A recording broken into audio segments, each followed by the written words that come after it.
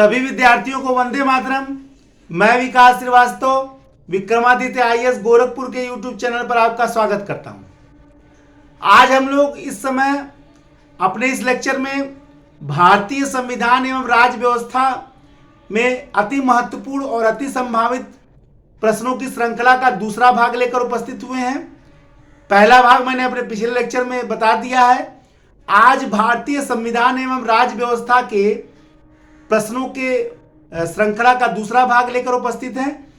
मैंने बताया है कि जो विद्यार्थी अपने कोर्स को दोहराना चाहते हैं, जो विद्यार्थी कुछ नए प्रश्नों की जानकारी लेना चाहते हैं, जो विद्यार्थी पुराने प्रश्नों को भी जानकारी लेना चाहते हैं, यानी अपने संपूर्ण तैयारी को पीसीएस की प्रारंभिक परीक्षा और आईएएस की प्रारंभिक परीक्षा को अंतिम रूप देना चाहते हैं, उनके लिए निश्चित ही हमारा लेक्चर महत्वपूर्ण साबित होगा। तो नेक्स्ट पार्ट को हम लोग शुरू करते हैं। पहला प्रश्न यह है कि भारत के संविधान के किस भाग के तहत भारत में कल्याणकारी राज्य की स्थापना की गई है। यानी भारत का संविधान का वह कौन सा भाग है जो भारत में कल्याणकारी राज्य वेलफेयर स्टेट की स्थापना करता है। तो इसका उत्तर होगा, अब जो लोग कॉन्सेप्ट नहीं जानेंगे वो तो मौलिक अधिकार लगा देंगे, लेकिन इसका सही उत्तर है राज्य के नीति निर्देशक तत्व। भारत के संविधान का भाग 4 अनुच्छेद 36 से 51 तक भारत में एक लोक कल्याणकारी राज्य की स्थापना करता है। ठीक है ना। यानी राज्य के नीति निर्देशक तत्वों के माध्यम से भारत में लोक कल्याणकारी राज्य की स्थापना की गई है।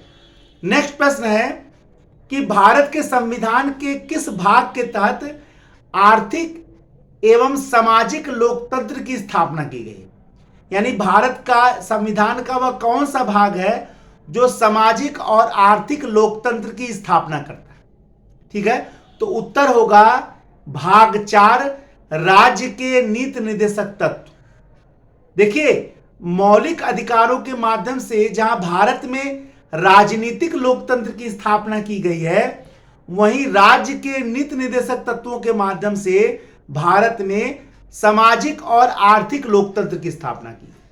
और यही कारण है कि सामाजिक और आर्थिक लोकतंत्र के कारण ही भाग 4 के तहत भारत में लोक कल्याणकारी राज्य की क्या की गई है, स्थापना की गई है। समान कार्य के लिए समान वेतन, समान कार्य के लिए समान वेतन जो है वो भारत के संविधान के किस भाग का अंग है। ठीक है ना। तो समान कार्य के लिए समान वेतन जो है भारत के संविधान के अनुच्छेद 39 खंड घ के तहत है, यानी 39D के तहत है। और वो किसका अंग है, राज्य के नीति निर्देशक तत्वों का। यानी समान कार्य के लिए समान वेतन जो है, समान कार्य के लिए समान वेतन जो है वो राज्य के नीति निर्देशक तत्वों का क्या है, अंग है। क्या राज्य के नीति निर्देशक तत्व जो हैं न्यायालय द्वारा प्रवर्तित किए जा सकते हैं, क्या न्यायालय द्वारा लागू किए जा सकते हैं? तो उत्तर होगा नहीं। मौलिक अधिकारों को अनुच्छेद 32 के तहत सुप्रीम कोर्ट लागू करा सकता है, अनुच्छेद 226 के तहत हाई कोर्ट लागू करा सकता है, लेकिन राज्य के नीति निर्देशक तत्वों को किसी भी अनुच्छेद के तहत जो है लागू नहीं कराया जा सकता है। राज्य के नीति निर्देशक तत्व आत्यांतिक हैं। ठीक है ना, उनको सुप्रीम कोर्ट या हाई कोर्ट लागू नहीं करा सकता। बहुत बड़े विशाल हैं और इतना विशाल है कि उनको लागू करा पाना संभव है नहीं। इसीलिए संविधान निर्माताओं ने उनको मस्ट नहीं किया, सूट किया कि भाई सरकार को निर्देश में इसको क्या रखना चाहिए। भारतीय संविधान के किस अनुच्छेद के तहत ग्राम पंचायतों के संगठन की बात की गई है? तो भारतीय संविधान के अनुच्छेद 40 के तहत ग्राम पंचायतों के संगठन की बात की गई है। भारतीय संविधान का वह कौन सा अनुच्छेद है जो समान नागरिक संहिता यानी यूनिफॉर्म सिविल कोड की बात करता है? तो भारतीय संविधान का जो अनुच्छेद 44 है वो यूनिफॉर्म सिविल कोड की बात करता है।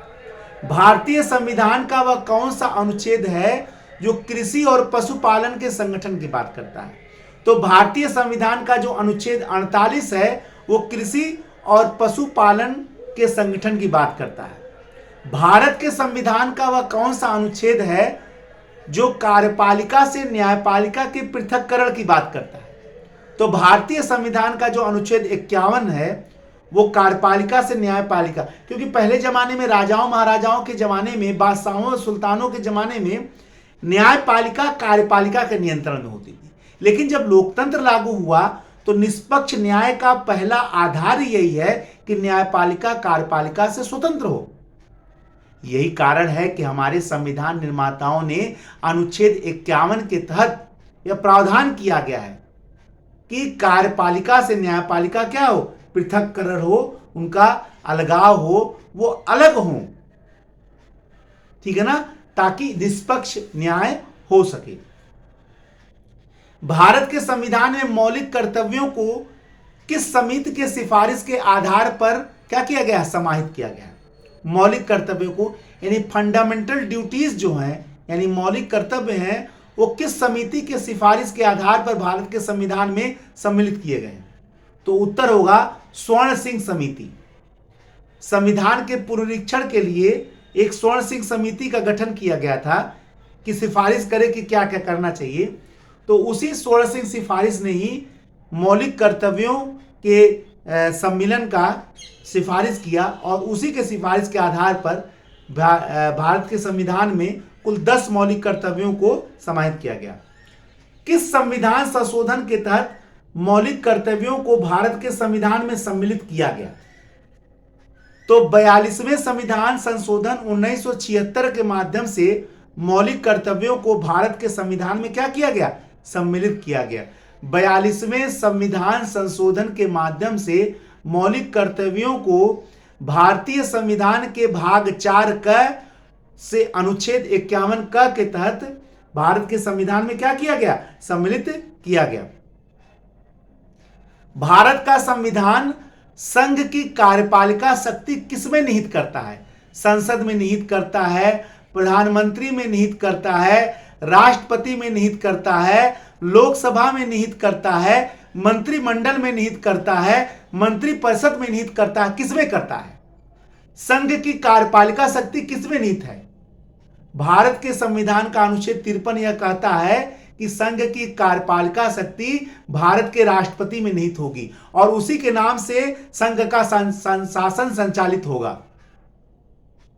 याद रखिए, बहुत इंपॉर्टेंट ये सब प्रश्न है और ये सब कॉन्सेप्ट है। ये कोई क्विज का प्रश्न नहीं है, प्रश्न उत्तर श्रृंखला नहीं चल रहा है। इन प्रश्नों के माध्यम से मैं आपको कॉन्सेप्ट बता रहा हूं, इन प्रश्नों के माध्यम से आपको कोर्स का दोहराव करा रहा हूं, समझा रहा हूं। समझाना, समझ बढ़ाना, कॉन्सेप्ट क्लियर कराना, ये कॉन्सेप्ट क्लियरिंग सेशन है। ये इसमें कॉन्सेप्ट को क्लियर किया जा रहा है, ना कि मैं प्रश्न उत्तर श्रृंखला चला रहा हूं, ठीक है। राष्ट्रपति के निर्वाचक मंडल में कौन कौन सम्मिलित होता है?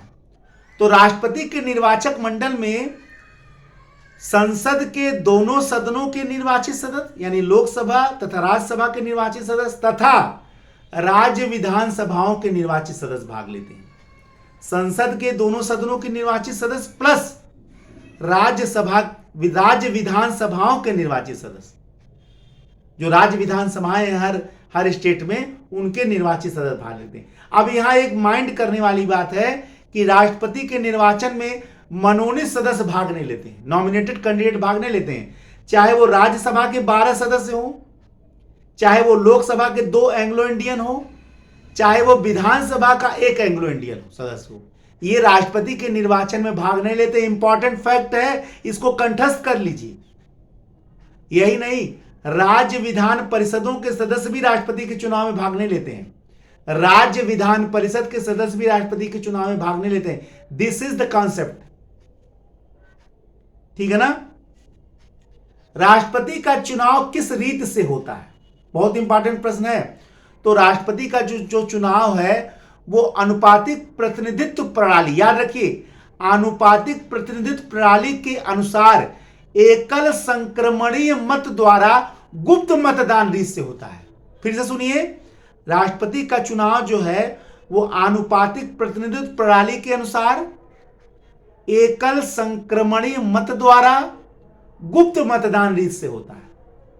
ठीक है ना, ये तीनों का याद रखिएगा फैक्ट। ठीक है ना, ये बहुत इंपॉर्टेंट चीज है और ये बच्चे छोड़ते हैं।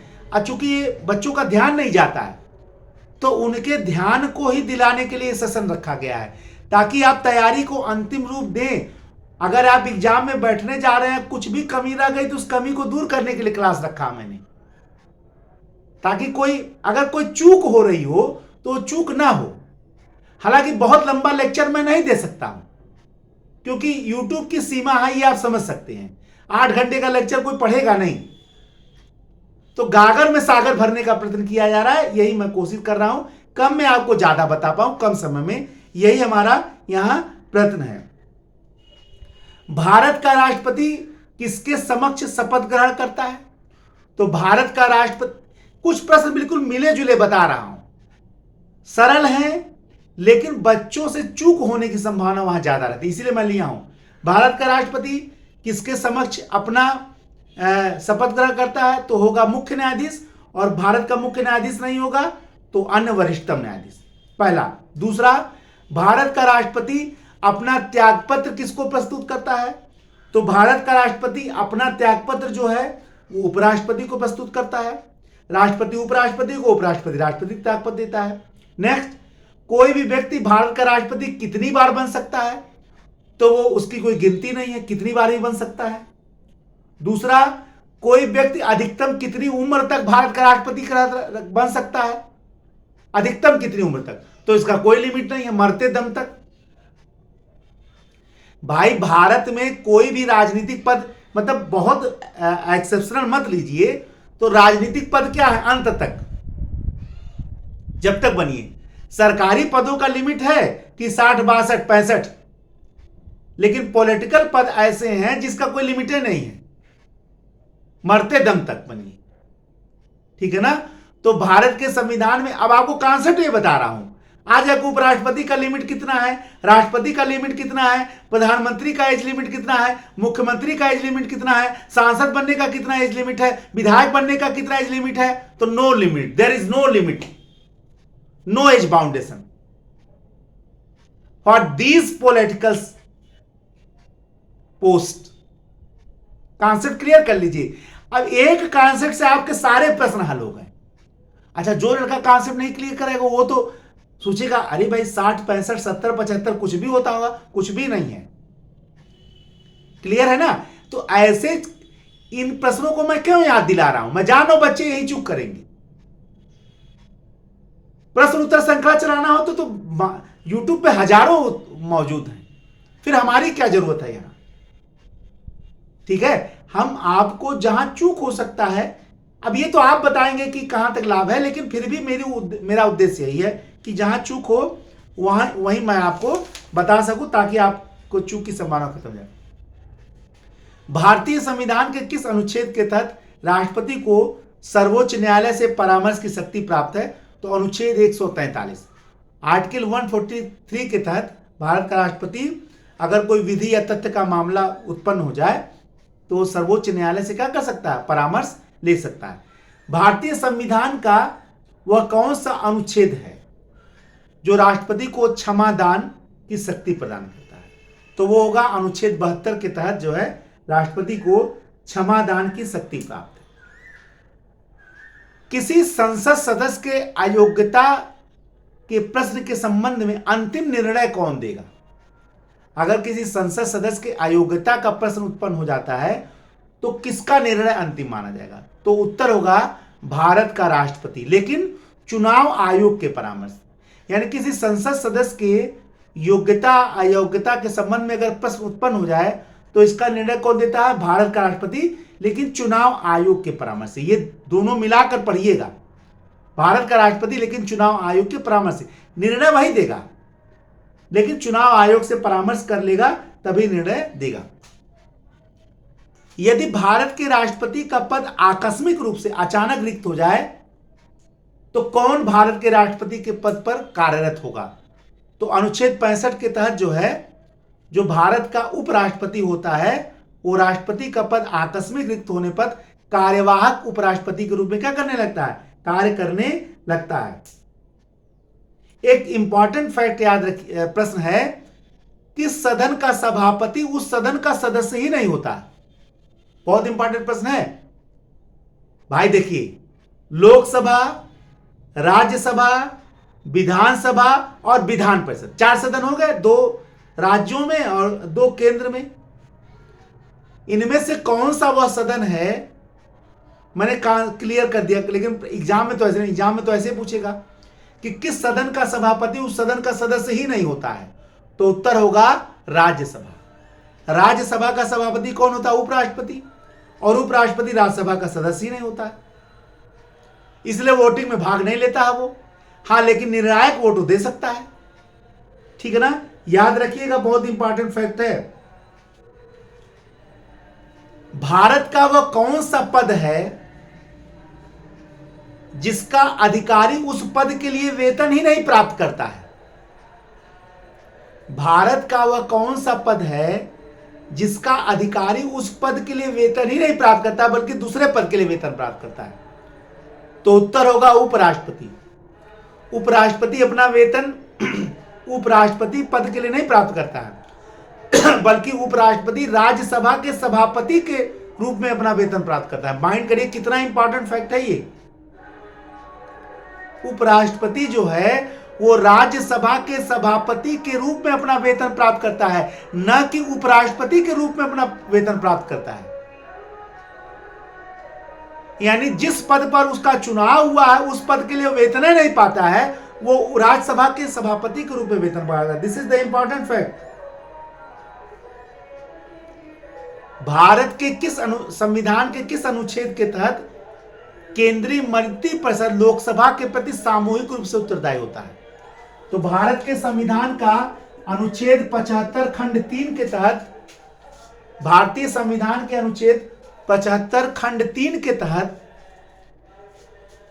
मंत्रिपरिषद सामूहिक रूप से लोकसभा के प्रति उत्तरदायी होता है, और यदि लोकसभा अविश्वास प्रस्ताव पारित कर दे तो सरकार तत्काल क्या हो जाएगी, गिर जाएगी। कोई विधेयक धन विधेयक है, कोई विधेयक धन विधेयक है, इसका निर्णय कौन करता है? तो कोई विधेयक धन विधेयक है, इसका निर्णय करता है लोकसभा अध्यक्ष यानी स्पीकर करता है, और उसी का निर्णय अंतिम माना जाता है। वो लिख देगा दिस इज मनी बिल, तो वो क्या मान लिया जाएगा, वो धन विधेयक मान लिया जाएगा, ठीक है ना। धन विधेयक, वित्त विधेयक, सामान्य विधेयक में फर्क पड़ जाता है, तो कोई विधेयक धन विधेयक निर्णय देता है। भारतीय संविधान का अनुच्छेद 108 लोकसभा और राज्यसभा के ज्वाइंट सेशन यानी संयुक्त अधिवेशन की बात करता है, अनुच्छेद 108, ठीक है ना। लेकिन संयुक्त अधिवेशन की अध्यक्षता कौन करता है? लोकसभा और राज्यसभा का जो संयुक्त अधिवेशन की अध्यक्षता कौन करता है? तो कौन करता है? लोकसभा अध्यक्ष यानी स्पीकर। संयुक्त अधिवेशन की अध्यक्षता कौन करता है? लोकसभा का अध्यक्ष यानी स्पीकर। किसी राज्य के शासन का संवैधानिक प्रमुख कौन होता है? तो किसी राज्य के शासन का संवैधानिक प्रमुख कौन होता है? राज्य का राज्यपाल, ठीक है ना। राज्य का राज्यपाल विधानसभा में एंग्लो इंडियन समुदाय के कुल कितने सदस्य मनोनीत कर सकता है? तो राज्य का राज्यपाल जो है एंग्लो इंडियन समुदाय के एक सदस्य को क्या करता है? राज्य विधानसभा में मनोनीत कर सकता है, यह उसका अधिकार है। भारतीय संविधान के किस अनुच्छेद के तहत राज्यपाल को क्षमादान की शक्ति प्राप्त है? तो भारत के संविधान के अनुच्छेद 161 के तहत राज्यपाल को क्षमादान की शक्ति प्राप्त है। लेकिन यदि यह प्रश्न आ जाए क्या राज्यपाल मृत्युदंड को क्षमा कर सकता है? तो उत्तर होगा नहीं। भारत में मृत्युदंड को क्षमा करने की शक्ति एकमात्र राष्ट्रपति को प्राप्त है, राज्यपाल को नहीं प्राप्त है, इसलिए हमेशा याद रखिएगा।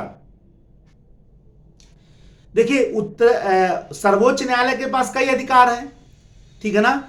एकमेव क्षेत्राधिकार, समवर्ती क्षेत्राधिकार, अपीली क्षेत्राधिकार, परामर्शी क्षेत्राधिकार।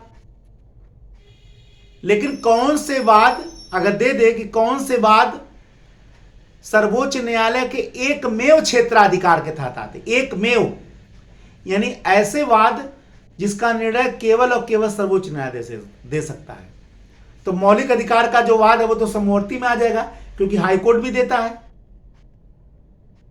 तो केंद्र और राज्यों के बीच का वाद हो या दो राज्यों के बीच का वाद हो, तो इसका निर्णय जो है केवल सर्वोच्च न्यायालय ले सकता है।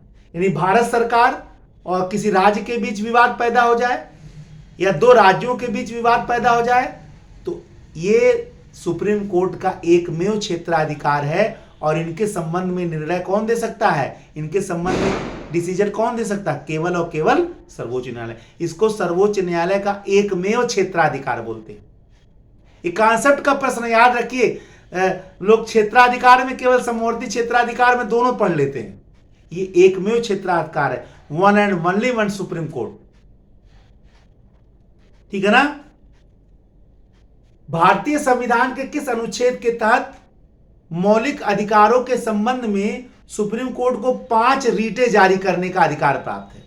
तो अनुच्छेद 32 के तहत मौलिक अधिकारों के उपचार के संबंध में सर्वोच्च न्यायालय 5 रीटें जारी कर सकता है। भारतीय संविधान के सर्वोच्च न्यायालय के न्यायाधीशों को किस आधार पर उनके हटाने की प्रक्रिया संसद में प्रारंभ की जा सकती है? ठीक है ना। यानी सर्वोच्च न्यायालय के न्यायाधीशों को हटाने की प्रक्रिया किस आधार पर संसद में प्रस्तुत की जा सकती है? तो सर्वोच्च न्यायालय के न्यायाधीशों को हटाने का केवल 2 आधार है। पहला, साबित कदाचार यानी भ्रष्टाचार, साबित कदाचार हो, और अक्षमता माने कदाचार साबित हो जाए, भ्रष्टाचार, और दूसरा अक्षमता की अक्षम हो अपने पद की। इन 2 आधारों पर ही उन पर जो है उसको महाभियोग लोग कहते हैं, लेकिन महाभियोग नहीं, हटाने की प्रक्रिया कही उसको। अनुच्छेद 124(4) सुप्रीम कोर्ट के न्यायाधीशों को हटाने की प्रक्रिया जो है संसद के दोनों सदनों में केवल 2 आधार पर प्रस्तुत किया जा सकता है। पहला, साबित कदाचार, दूसरा अक्षमता। ये 2 आधार पर ही पेश किया जा सकता है। ये सब कॉन्सेप्चुअल प्रश्न है, और यही आईएएस में जब आ जाते हैं तो लड़कों को लगता है बहुत कठिन पेपर बन गया। कठिन नहीं है, कॉन्सेप्ट है। मैंने बताया कि सिविल सेवा परीक्षा कॉन्सेप्ट पर ही है, वो तथ्यों पर आधारित कठिन नहीं बनता, कॉन्सेप्ट पर आधारित। कॉन्सेप्ट आप याद कर लीजिए, समझ लीजिए, याद नहीं करना, समझ लीजिए तो आपका प्रश्न हो जाएगा। भारतीय संविधान के किस अनुच्छेद के तहत सर्वोच्च न्यायालय को न्यायिक पुनरावलोकन का अधिकार है? तो भारत के संविधान के अनुच्छेद 137 के तहत सर्वोच्च न्यायालय को न्यायिक पुनरावलोकन का अधिकार है। वो अपने द्वारा दिए गए निर्णय को है जुडिशियल रिव्यू करके बदल सकती। कोई निर्णय दे दे, बाद में उसका जुडिशियल रिव्यू करके अनुच्छेद 137 के तहत उसको न्यायिक पुनरावलोकन का अधिकार है। या संसद कोई ऐसा कानून पारित कर दे जो संविधान के विरुद्ध है, उसका भी न्यायिक पुनरावलोकन कौन कर सकता है? सर्वोच्च न्यायालय कर सकता है। भारत के संविधान की व्याख्या करने का अधिकार किसको प्रदान किया गया है? बहुत इंपॉर्टेंट प्रश्न याद रखिएगा। भारत में भारत का संविधान की व्याख्या का अधिकार किसको प्रदान करता है? पहला, राष्ट्रपति, दूसरा मंत्रिपरिषद, तीसरा संसद, चौथा सर्वोच्च न्यायालय, पांचवा उच्च न्यायालय। भारतीय संविधान का अनुच्छेद 135 भारत के संविधान की व्याख्या का एकमात्र अधिकार सर्वोच्च न्यायालय को देता है। इसीलिए सर्वोच्च न्यायालय को संविधान का संरक्षक भी कहते हैं। ठीक है ना। तो भारतीय संविधान का अनुच्छेद 132 भारत के संविधान की व्याख्या का एकमात्र अधिकार सर्वोच्च न्यायालय को प्रदान करता है। यही कारण है कि सर्वोच्च न्यायालय को संविधान का संरक्षक भी कहा जाता है। यह पूरा क्वेश्चन जो है मैंने आपको संविधान का बता दिया। निश्चित ही आपको एग्जामिनेशन हॉल में इसका लाभ दिखेगा, इसमें तनिक भी संदेह नहीं है। नए श्रृंखला के तहत मैं आपके समक्ष पुनः उपस्थित होऊंगा। तब तक के लिए जय हिंद, जय भारत, वंदे मातरम। धन्यवाद।